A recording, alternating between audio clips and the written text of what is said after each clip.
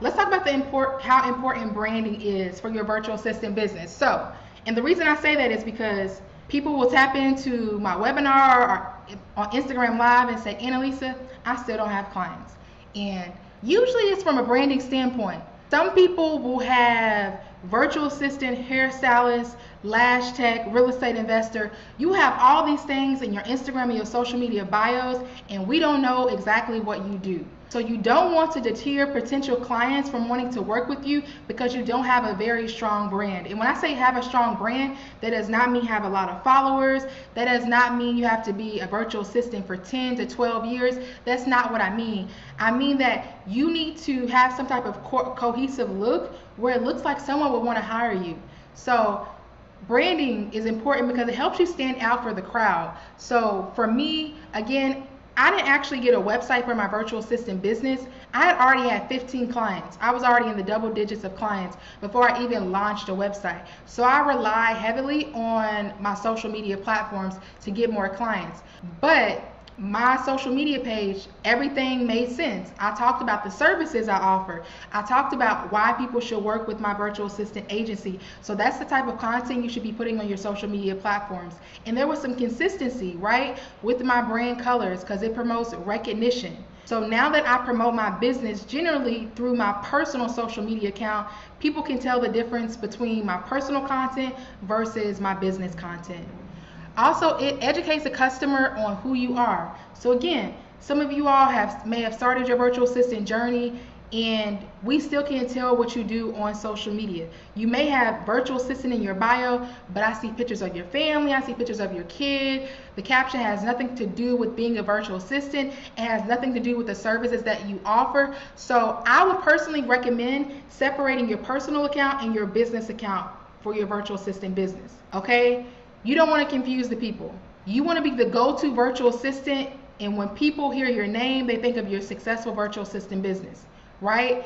You let customers know what to expect based on how you're branding yourself. So if you're someone who wants to offer social media management and your content creation skills don't look that great on your profiles, then it's not going to make sense and it's not going to translate very well to the client, and it may deter them from wanting to work with you. So again, I will say that my social media was not perfect. Okay, my social media was definitely not perfect when I started managing clients' accounts. I will say you just need to be able to do the work better than your client. There are a lot of people who don't understand social media. You can learn as you go. Definitely utilize Canva. Definitely utilize Canva. And it allows you to connect with your potential buyers as well. So when you think about creating content and branding for your social media profile, you can also put your personality in there and be creative. It doesn't have to be so robotic. You want to find your ideal client, someone that meshes with your vibe, right? It makes sense. There's perfect alignment. So when we think of from a branding standpoint, there are certain businesses out there based on the way that they're structured, based on their colors. We know who they are, like Starbucks, like Target. You can see their logos and you know what they represent and know what they offer.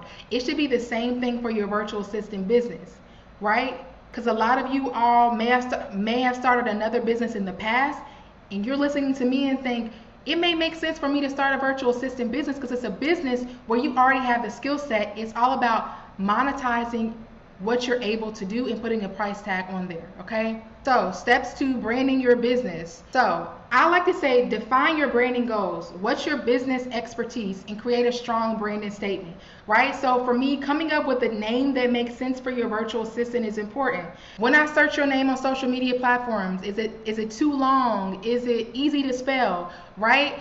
And I know you all know, because I know that there's some entrepreneurs in the room. Sometimes coming up with a business name is not the easiest thing. The name may already be taken, right?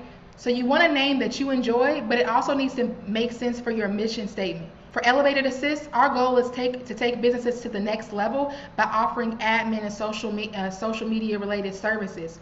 We are very firm on what we do for businesses and what we don't do for businesses, right? And the services that you have and offer for your virtual assistant business, it can evolve.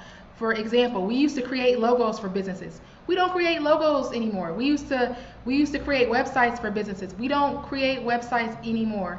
So it can kind of evolve depending on the demand of services for potential clients, okay? And like I talked about before, Just consistency from a branding standpoint, consistent colors, consistent fonts, posting templates. Be consistent with how often you're speaking to your audience, right?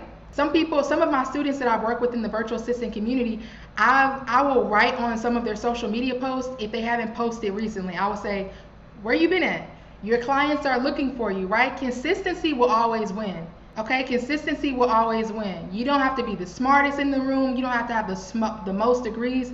I will tell you, consistency will win every single time. Okay. Also, do your research on your audience. I was just on live talking about this.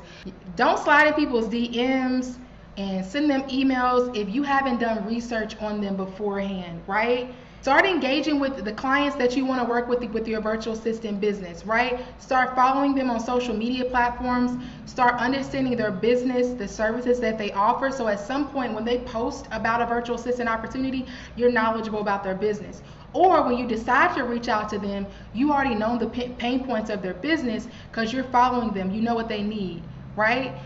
One thing that annoys me is when people reach out to me and they haven't done research on my business. They spell my name wrong. I'm gonna let you know right now, if you reach out to me for a business opportunity and you spell my name wrong, it will likely be getting looked over.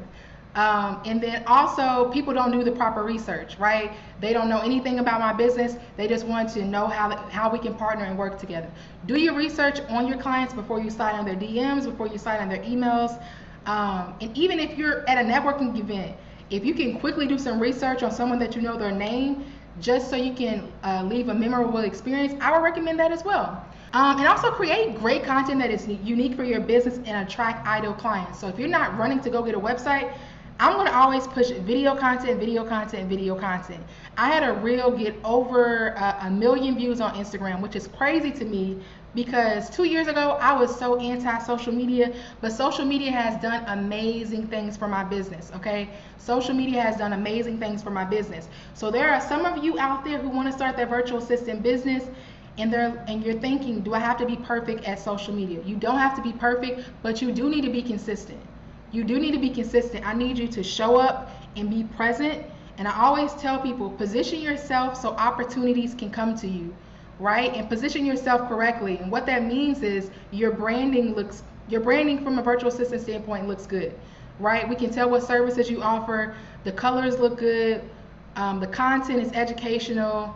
And you have everything, you have what you need to start your virtual assistant business. Life of a virtual assistant, because I know people follow me on social media and they're like, you know, I wonder what she does. I wonder what she does. So this is a picture of me in Tulum, Mexico, maybe not last year, but the year before last.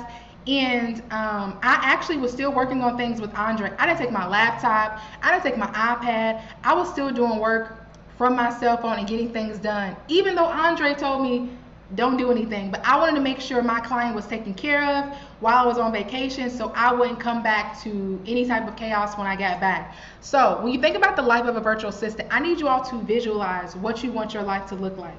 And now that I'm on this platform and you all are in my community now, I need you all to literally, if you have a notebook and ink pen, write down what you want your life to look like.